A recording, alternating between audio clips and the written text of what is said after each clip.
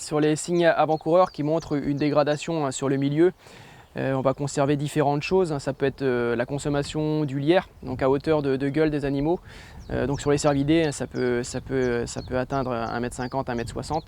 Quand on commence à constater que la calune fait des petites boules au sol, au lieu de tapisser l'ensemble de la parcelle. Quand on observe aussi du houx en forme de boule qui a été consommé par les cervidés, ça aussi, ça montre qu'il y a une densité quand même importante d'animaux dans le secteur. Puisque le houx, c'est quand même une feuille assez rêche à consommer.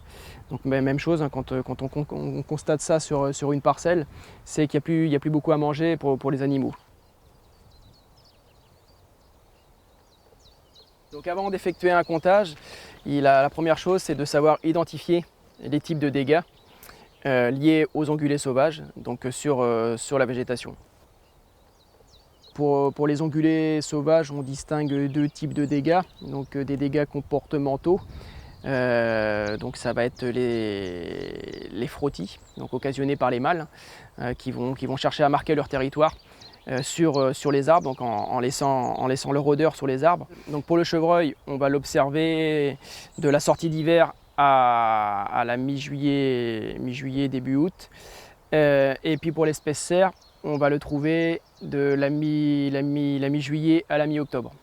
Autre type de dégâts liés aux cervidés, c'est l'abrutissement, donc dégâts comportementaux. Donc l'abrutissement est lié à la biologie propre de l'espèce, puisque c'est sa façon de se nourrir, de s'alimenter. Et donc il va consommer les jeunes pousses du plant, donc les pousses tendres ou les feuilles, qui vont constituer la base de leur alimentation. Pour les feuillus, on va constater principalement ce phénomène en sortie d'hiver. Donc lorsque les bourgeons vont débourrer, lorsque la végétation va redémarrer.